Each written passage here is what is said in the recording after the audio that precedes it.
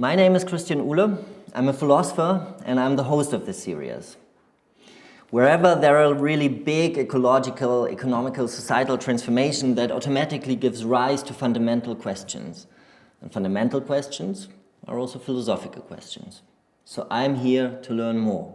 This series of dialogues is part of a larger project on behalf of the Export Initiative Environmental Technologies of the Federal Ministry for Environment, Nature Conservation and Nuclear Safety. There is also an online training course for the German Chambers of Commerce and Industry abroad, where you can learn more about the subjects which we discuss here. As Chambers for Commerce abroad, as AHKs, you are crucial agents in supporting companies and political stakeholders on the way towards a more sustainable ecological and economic transformation. It is basically the same with a lot of megatrends, may it be digitalization or climate change. For those who understand what's going on there and who are willing to think and to act differently, there are great opportunities. So, it's time to think transformative. But how? This I will discuss today with Dr. Brigitte Knopf. Brigitte is Secretary General of the Mercator Research Institute on Global Commons and Climate Change. She also is a Deputy Chairperson of the new Council of Experts on Climate Change appointed by the German government and the lead author of numerous influential reports and publications in this field. I'm very excited to meet her today. Hi, Brigitte. Hi, Christian. Thank you so much for being here today, for taking the time to discuss with us pressing questions of climate change, but the conflict between ecology and economy, but also the opportunities to reconcile the both. And yeah. I mean, thank you for invitation. Very excited actually about this talk, about the beginning of our series of dialogues. And since we want to discuss about climate change or learn a little bit more about it, recently the IPCC published its newest report, and maybe you can tell us a little bit, because I mean the climate change is like a very dynamic process. There are constantly new findings and new developments. Like, what is the state of the art? What do we know today? Yeah, so you mentioned the report of the IPCC, that is the Intergovernmental Panel on Climate Change. And they have now published the first part. It's the physical basis on climate change, and the one on impacts and the one on solutions will come up. You're a physicist, so... I'm a physicist, but I'm now more an economist, so I have changed my profession a little bit.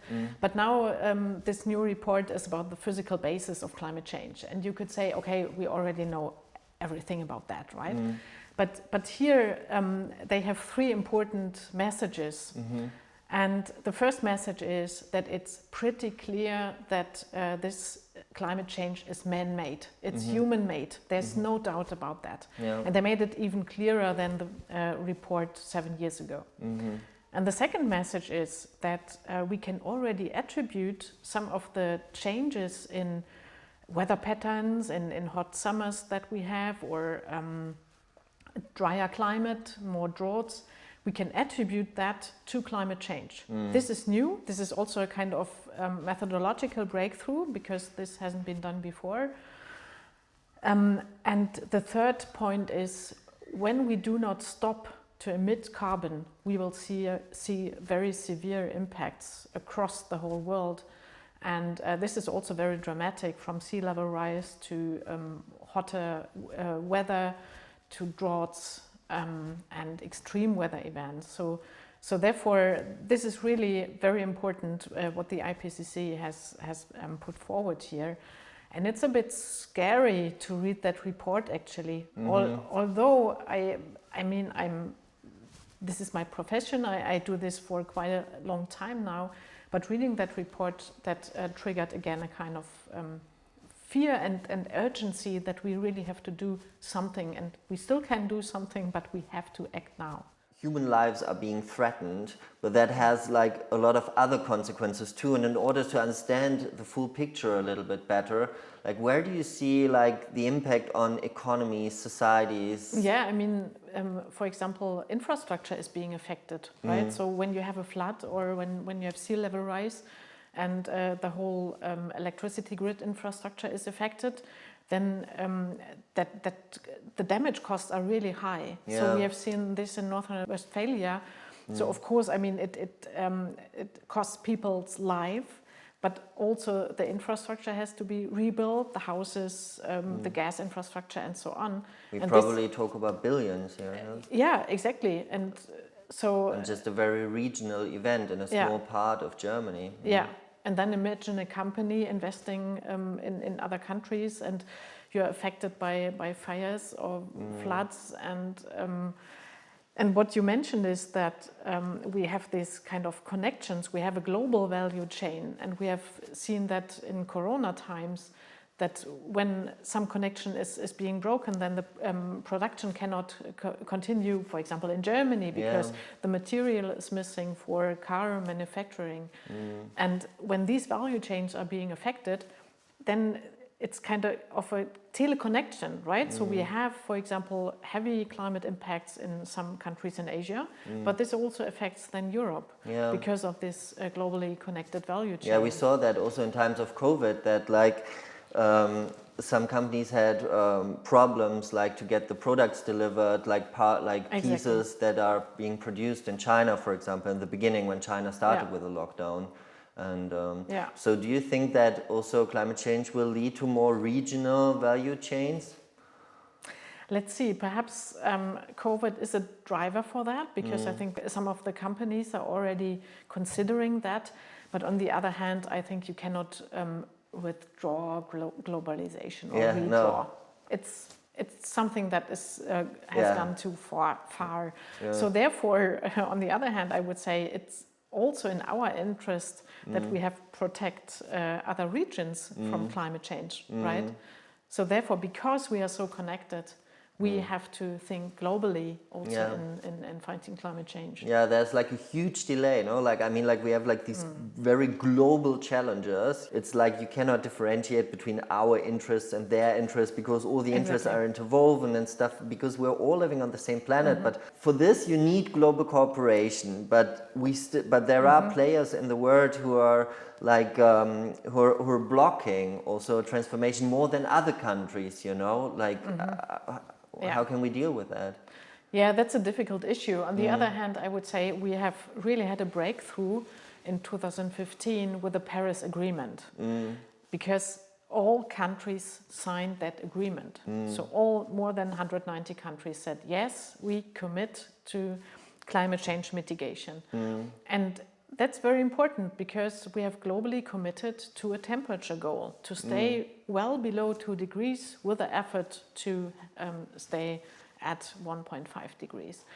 And now, of course, it's difficult to get all countries on board to really do the following steps and to phase out fossil fuels. But this is a global treaty. It's really the basis for cooperation.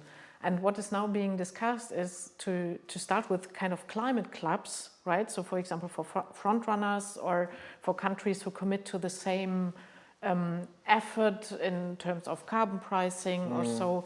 So to form a coalition of the willing and to move forward also with some positive spin, and these are important signs. And sometimes the argument is being made that it's like a competitive disadvantage if you have like if your environmental standards, if you raise them. Do you think this is like a sound argument? Does it like actually work? Is that the case, or? I wouldn't agree on that, because for two reasons. So first of all, I think this kind of transformation that we need in order to keep the temperature limit, we need some new technologies, right? We need some technological breakthroughs, be it with renewables or also with hydrogen technologies and so on. And those who are in the forefront, I think they will have a business case for that, also in the long term, right? And I mean, we have to carefully watch what Joe Biden is doing in the US, right? He spends billions, and really billions of billions, in this kind of transformation, and they will develop new technologies, and I think the whole world is watching that, and also in Europe, we have to cope with that speed in a sense. We are not the front runners anymore that we have been, and so therefore technological breakthrough and further progress is needed. And when you are a company in the forefront of that, then you will have a business case. And the second point is with the environmental, we said that environmental standards are a limiting factor and so on. I think you also gain quality of life with that, right? I mean, in the big cities, in the mega cities, we have discussions about quality of life. Can we still live with air pollution and so on? So this is also debated in China. So I think it turns now that environmental standards are good for health, for human well-being in a sense. So therefore also in that sense, I would say that environmental standards are more providing progress than delaying some kind of development. And that also eventually in the long run leads to more prosperous economies. I mean, like you have like advantages in attracting like highly skilled workers, you have like happier, more motivated, healthier people, and so on and so on. And that is often like, maybe that's like this problem, you know, like there's like the short-term thinking and the long-term thinking, or like if you see it, then maybe like, okay, if we raise environmental standards right now, it has like some investment costs, so it costs something, but like seen over the next 10 years, you actually gain something because you basically create the foundations for a prosperous society and economy and like better lives. Yeah, exactly. I think that the health benefits can be seen directly. For example, the air pollution problem with coal-fired power plants, that's really huge. And if you would limit that, you would see directly health effects. And the other one is what you are saying, that the transformation, of course, it needs some kind of stimulus, and we need to invest, and you have to go over a mountain first. But then you are really in a better position with, well, new technologies, and so yeah, therefore I think it's also for a business case a good opportunity. We talked about business cases now, and obviously like we need technological solutions, like for example when it comes to energy production and so on, but I mean, like maybe technology and companies can't solve it all. Like I'm thinking a little bit of COVID, you know, like that is now the big major global crisis, very immediate, you know, that we were and still are confronted with. And in order to face this crisis, we needed very strong states, you know, we need lockdown, we needed like help for companies which were affected by that. We couldn't have done that privately, you know, you couldn't say, and in countries where the state said, like where the state was like not so dominant, you know, in this crisis, we saw the negative impact. It wasn't that people got so innovative, you know, because like, and their like free potential was activated, no. Like those were the countries where the most people died, you know. So it actually showed us that I think the importance of a state in times of crisis, like very vividly, and that's what I'm wondering also a little bit, like when we talk about climate change now and positive innovation potentials and companies and business models, you know, like does that really work that way? I would agree with you that we need a strong state for combating climate change, but perhaps a little bit differently than concerning the COVID issue, because well, the state, the government, it's not a good entrepreneur, you could say. They do not know exactly which technologies are really working out, and so therefore I'm a bit skeptical about that one. But what is the role of the government? They have to provide the rules. They have to provide the rules for the market, right? And one important aspect is really to put a price on carbon, for example. And this can only be done by governments. So I'm really not a fan of telling the people, yeah, everybody has to fly less and buy less and eat less meat. Of course, that's all important, right? But first of all, we have to set the rules in the right direction. And currently, how are the rules now? The rules, I mean, in a sense, everybody can pollute.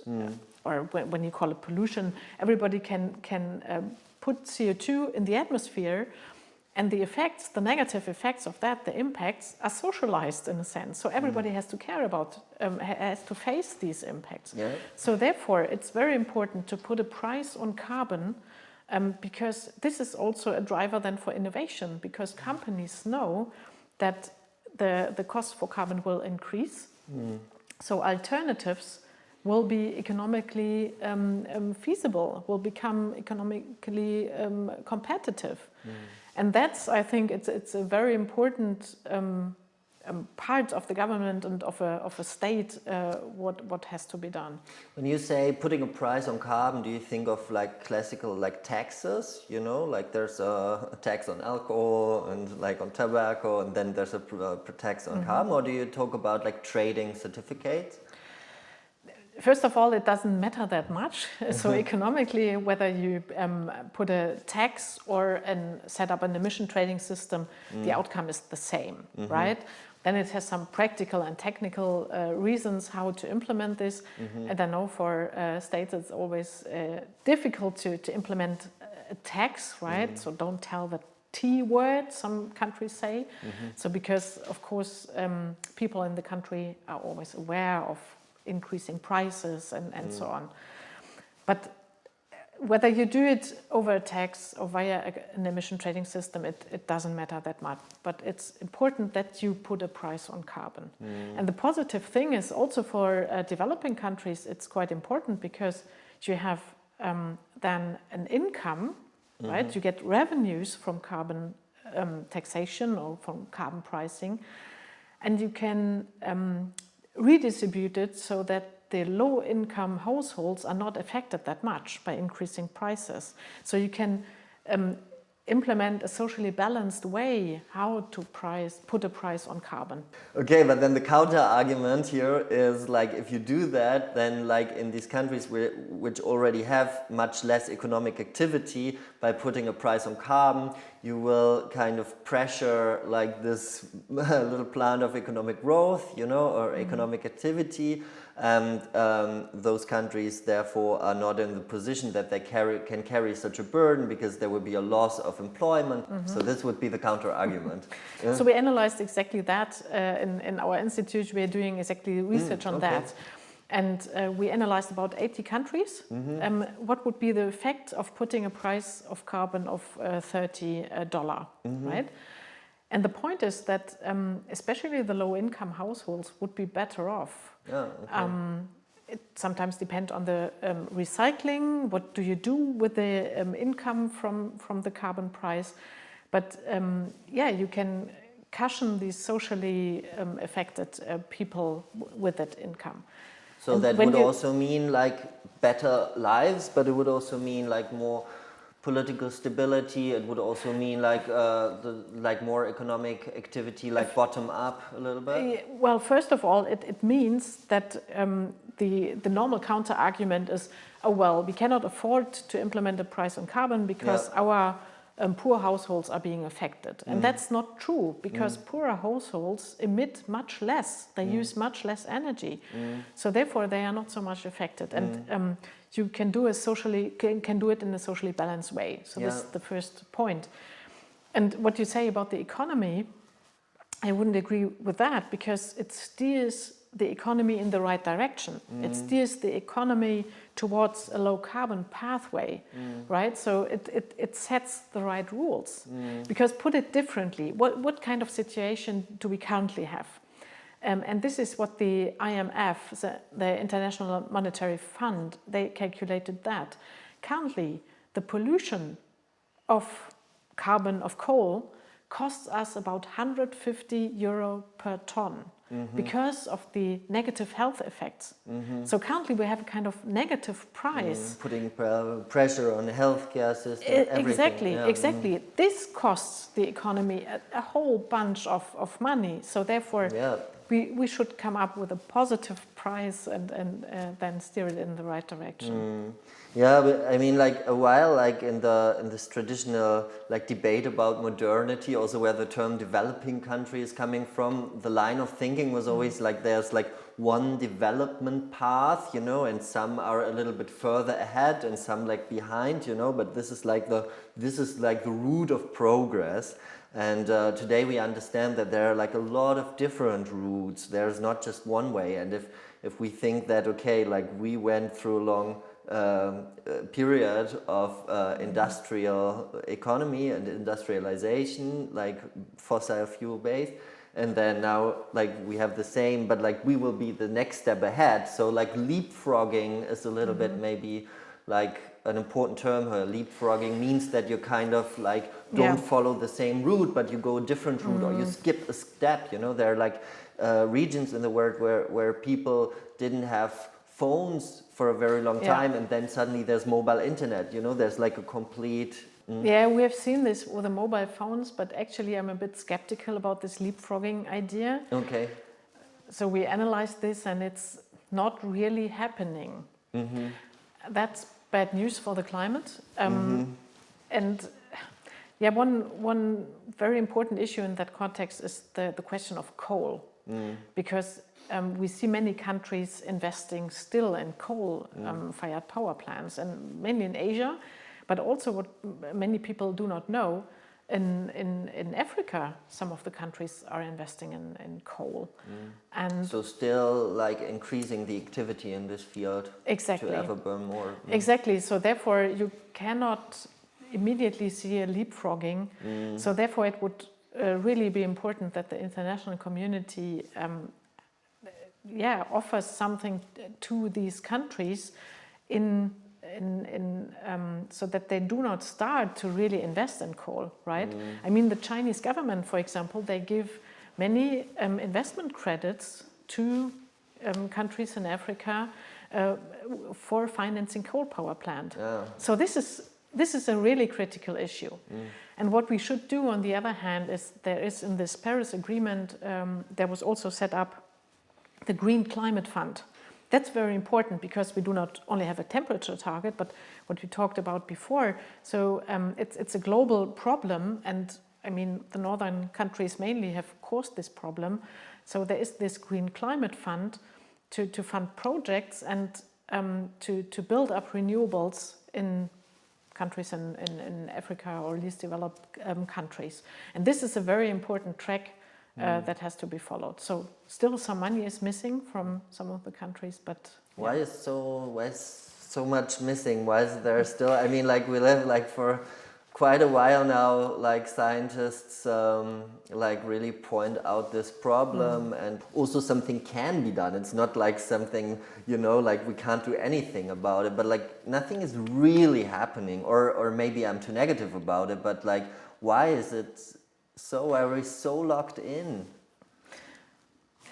Perhaps to this financing issue. I mean, it's very difficult, I think, for some countries to give money directly, transfer money from your own country to another country, right? So this is always very difficult also to sell to your voters. So therefore, this whole aspect of the Green Climate Fund, this is a difficult issue. I mean, Germany has given quite some money into that, also the US, but it's still not enough. So this is one aspect. And then the other aspect, you said, why is nothing happening? Why does it take so long? I think it really took a long time until people realized climate change is real and it's happening here and now and today and affects us. And then some people still fear that kind of transformation. And I'm really happy that many companies have now seen this as an opportunity. Actually, we have a strong movement in Germany where companies come together and they say, we're willing to do something, and they ask the government to be more progressive, right? It's quite interesting that we have a stronger move from these companies, and I think they also develop their own business cases for the future. So the government lags behind a little bit. But I guess also not from every company. So it's also like it's not like that politics is slowing down economy on their way like so much. It's like a complex thing, because other companies do have something to lose, and they try to slow down the process. No? That is right, but my feeling is really that the majority of companies, they have understood that it's also good for their business case. And after 2015, it was quite interesting. After the Paris Agreement, many companies said, okay, now we buy that, we have to limit global warming, and we change our business model. I mean, one pathway is quite clear, I would say, that we have to shift from fossil-based economies to renewable economies, right? So building up renewables is really important, and this is a technology already available. We have to expand the grid, that's important, and you have to have storage, that's also important. So development of storage is also quite important, and will become even more important in the future.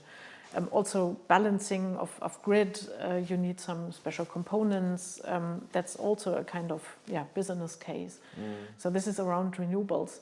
But I would like to point out, and connected to that, we talk now much more about a hydrogen economy, right? And that could be interesting for also least developed countries to provide hydrogen based on renewables, right? You then produce hydrogen, and that can be delivered and transported in principle across the whole world. I'm also really excited. I will meet Michael Sterner, who's one of the developers of this power-to-gas technology, and I will discuss that with him, because that's also part of the online training for the AHKs. Yeah, perhaps it's the new oil. I mean, perhaps it's also overrated, let's see, right? But at least it's a good opportunity, and Germany is already connecting to some of the countries and installing relationships about hydrogen. So therefore you also need hydrogen technologies like the electrolysis and so on. So this is one further aspect. And then there's a third part, I would say.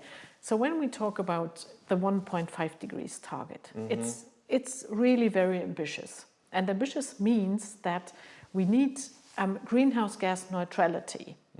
Some people think 100% renewables are enough, but this is not the case. What we need is carbon neutrality means that every ton of carbon that you emit in the atmosphere has to be balanced somehow. Either you do not emit it, but for example, in industry processes, we have some emissions that we cannot forgo, right? So we have these emissions in industry. You can make them more efficient, you can have greener technology, but there will always be a remaining part. Exactly, because you have process emissions. And to balance that, you need other technologies. There's something called direct air capture. So you can capture CO2 from the atmosphere and bury it underground, for example. It's heavily disputed. But when we take 1.5 degrees seriously, we also have to discuss these technologies. So we call them carbon dioxide removal technologies. So you're talking about like a third route now, which may also be interesting, I think, for the audience. It's like an area where I also did some research on, like climate engineering. So it's basically like mitigation, adaptation, and then also technologies to directly counter climate change, like CER technologies, but it's connected to a lot of problems, and there are like also like where to store the CO2, like it can lead to earthquakes, it can also like pollute the groundwater and so on. It can't be a solution in its own right, you know, and the problem is always that we think that we can solve like very complex problems with technology, you know, like it's basically a line of thinking in so many areas, you know, like here also in Berlin in the startup scene, sometimes like people, like they look at complex things and then they want to develop an app You know, it's always like an app to solve everything, and you're like, I don't know, like I'm not against apps. I also have a smartphone, I also use apps, you know, but I don't know if like a simple technological solution can make it. Yeah, that's right. On the other hand, you know, I'm a physicist, so therefore I really believe in technological progress. I'm not against it, yeah. Everything you said is right, so it's not the silver bullet. And it must not be used to extend the lifetime of coal power plants, for example. This is not the right direction. Yeah. But when we really talk about deep decarbonization, when we talk about the emissions in the industry sector, then we need these kind of technologies to remove CO2 from the atmosphere again. Do you also see like a potential, because I think in the last IPCC there was like a focus on this BECCS technologies, BE, CCS, so it's basically bioenergy, carbon capture and storage technologies where you take, like, let's say, for example, organic waste, you burn it and then the CO2 you pump into the ground so that you have like a negative emission. Do you see those routes as important components or not so much? Yeah, actually, yes. Yeah. Actually, yes. Again, attached are many critical questions because with this bioenergy, you are in conflict with food production, right? So you need a lot of land for that. So therefore, for me, it's mainly talking about this last mile, right? About these last emissions. But we have to start now to develop these technologies so that they are available at large scale in 20 years. And that's important because otherwise, some people say, oh no, I do not like these ugly technologies with bioenergy, CCS and direct air capture. But actually then you also have to face that we will not keep the limit to 1.5. Then we are at best at 2 degrees, but perhaps above, right? So you have then these trade-offs, and then you have to cope with the impacts. You have to cope with sea level rise. Some of the small island states will vanish. So there are many, many trade-offs in these debates. So therefore, I think it's important to also go for these new and heavily disputed technologies as well. Okay, so I see like there are like different, like you already named like a bunch of technological solutions, plus like all the technologies to make like processes more energy efficient, for example, you know. But we also understand that it needs global cooperation, it needs political frameworks, like putting a price on carbon, and also new business models partially, and basically companies who are willing to take the opportunities and also together like contribute to us moving more towards a long-term thinking where we really understand, okay, we are talking about the foundations of life, society, of political stability and economic prosperity, like in the long run. But on this route, like where do you see like the role, for example, of an institution like the German Chambers for Commerce Abroad, like the AHKs? There are like more than 100 AHKs around the globe, and their job is also to consult companies in market entries, but also to connect different stakeholders, bring them on a table and stuff like that. Where do you see their position in this very big transformation? I think especially companies will have a big influence in this transition.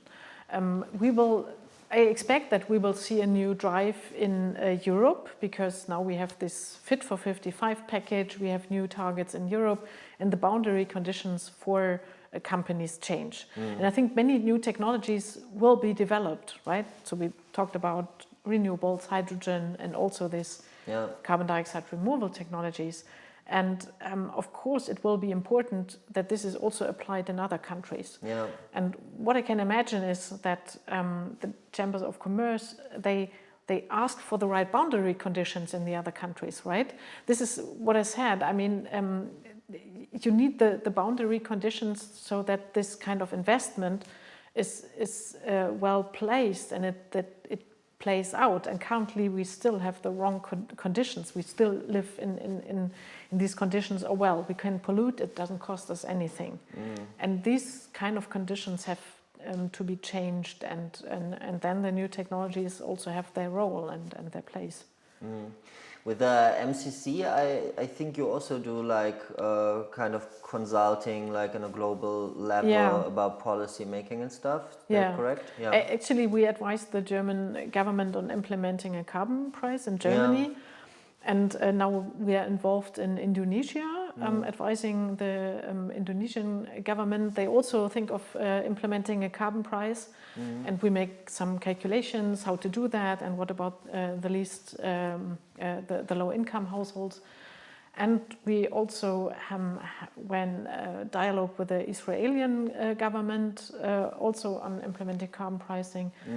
And a lot of my colleagues are working on South America. It's there more the debate about phasing out fossil fuel subsidies. I mean, this has also caused riots, for example, in Colombia and so on. But still, there are ways how to do that. So therefore, we really try to inform these governments about possible pathways. Of course, I guess like one important step is also really to show like the indirect cost of like of continuing the path we have been. Or on the other hand, seeing the opportunities. That the transformation can be done in a socially just and fair manner. Yeah. So this is more the direction, and this is what we try to show, and make some calculations based on that what is specific in that country. For example, they have some social balancing system where we can build on and so on. So it's That's also very important, I guess, like and understand to like heighten acceptance in the population for such a big transformation, because I mean like in every company you have like sometimes problems with change management, you know, like when the CEOs like decided to okay, like now we're changing our strategy. And another big issue is actually a dialogue to phase out coal, because many countries are still locked in the coal issue, and here we have an interesting thing about the political economy, because in some countries coal is very much connected to the government, right? Sometimes, also the trade unions are very much connected to that. Yeah. And to get a better understanding of where are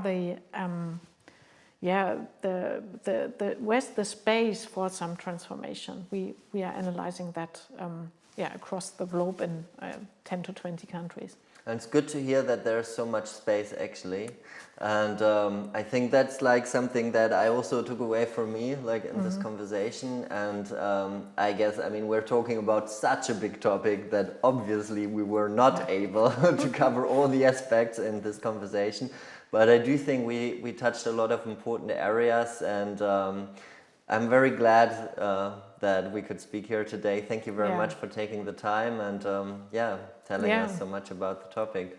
Thank you. You're welcome. I enjoyed it, and I think the take-home message is really that climate change is real, it's happening, it will be very severe, but we can still do something, and we have to act now. That was a big conversation about a very big subject. And to me, maybe the most important takeaway is to understand it a little bit better, that if we do not act, this is connected to very high costs on the one hand, but if we do want to act, there is a very positive potential. So it's an equation with two sides, and it's up to us and it's up to you as members of the AHKs to turn this equation into the right direction. The next 3 dialogues will go a little bit more into detail, a little bit more into depth. I said it in the beginning, it's about green hydrogen, about circular economy, and about water. And to all those 3 subjects and dialogues that we have here, there are also modules in the online training course for AHKs. So I'm looking forward to the next conversations.